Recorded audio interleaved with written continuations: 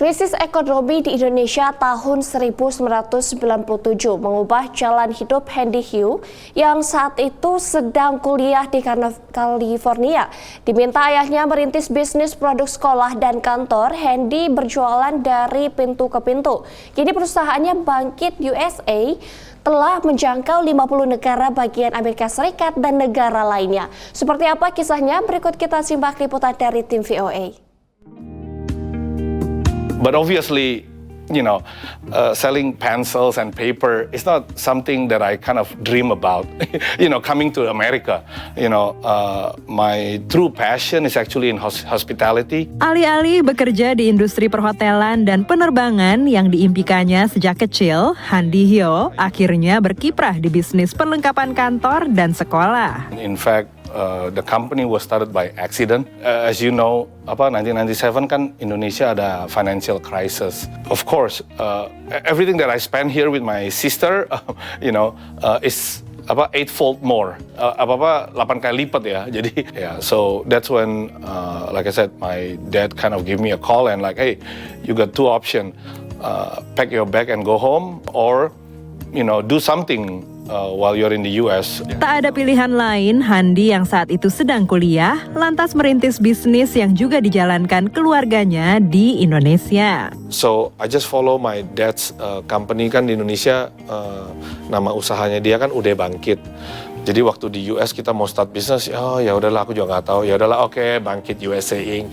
Jadi kayaknya perusahaan Bangkit di Indonesia tapi ini yang cabang USA. Bermodalkan uang $50.000 yang dikirim ayahnya dan 2 kontainer produk dari Indonesia yang ternyata tak semua dapat dijual di Amerika, ia mulai menawarkan produknya.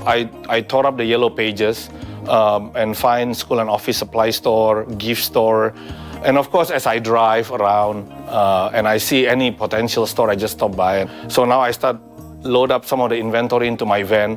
So I just go store to store and sell it on the spot. Handy kemudian belajar mengelola bisnis ini setelah mengikuti Expo di Los Angeles awal 1998. Ia mendirikan kantor dengan gudang seluas 200 meter persegi dan melayani pangsa pasar penjual grosir. So that's when I was like, you know what, we need to have an American name. Because every time I make a call and I tell people I'm calling from dari Bangkit USA, they're like, which bank? Gitu. Maka lahirlah nama Basic Products sebagai label produk yang ditawarkan.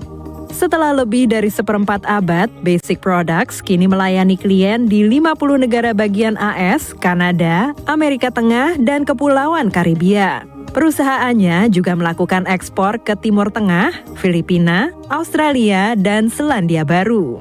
Menempati gedung seluas 20.000 meter persegi di El Monte, California, Handy melihat peluang untuk terus berkembang dan menambah pangsa pasar. Apalagi bisnis perlengkapan kantor dan sekolah di AS adalah bisnis bernilai miliaran dolar. We kind of like the Costco of school and office product. I put a very high emphasis on the quality of our products. But so we always try our best to keep it as close as possible to the national brand, but not at the price that what the national name brand are charging to the client. Dian Lim yang sudah bekerja sejak 2003 juga merasakan hal ini. Ya, sampai saat ini memang perusahaan kita berkembang terus ya. Saya harapkan kita tetap bisa eksis, apalagi kan saat ini kayaknya ekonomi di mana-mana sedang menghadapi masalah. Tapi sampai saat ini kita tetap masih bisa bertahan dan malah lebih baik. Tantangan yang dihadapi Handy saat ini adalah bisnis online dan kompetisi di bidang tenaga kerja, terutama setelah pandemi. Sehingga menjaga lingkungan kerja agar menyenangkan bagi karyawan menjadi salah satu upaya yang diterapkannya. Ini dirasakan Jocelyn Hartanto, lulusan UC Berkeley yang baru 7 bulan bekerja di perusahaan ini. Berasa feels like home sih. Berasa kayaknya I feel accepted, I feel like belong here gitu loh kayak. Jadi rasanya mungkin gak terlalu homesick juga. Bangga juga lah sebenarnya ada Ko Handy bisa membangun perusahaan di Amerika gitu sebesar ini. Dari El Monte, California, tim VOA.